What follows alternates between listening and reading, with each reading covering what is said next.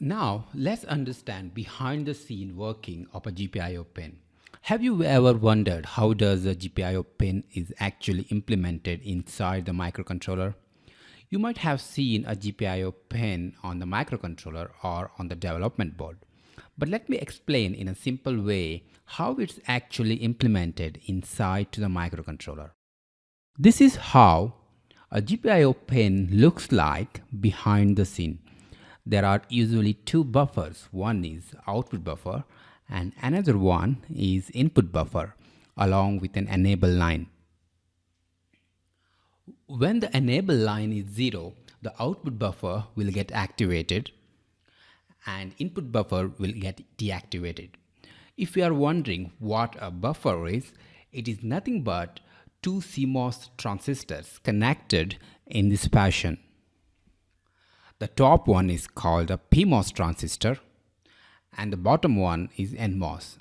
So when you want to write 1 to this pin, which actually feeds 0 to these transistors because of this inverter logic, T1 will get activated and T2 gets deactivated and you get 1 on this microcontroller pin.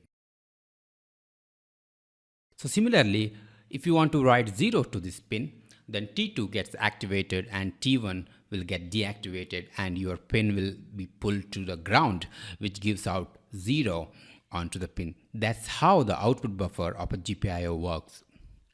On the other hand, if you make enable line is equal to 1, then you are making a pin to work in input mode by activating the input buffer and deactivating the output buffer. The input buffer is nothing but a rotation of an output buffer in 180 degrees, isn't it? So let's see how input mode works. When the pin is driven to higher voltage, T1 will be on and T2 will be off. So you read high on this pin. And when the pin is driven to low, T1 turns off and T2 conducts. Because of that, you will read low on this pin.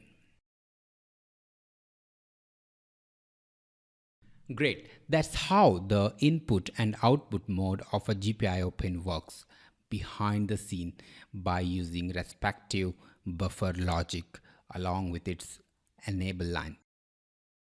This enable line is usually configured by your GPIO control registers, which we'll see in the later lectures.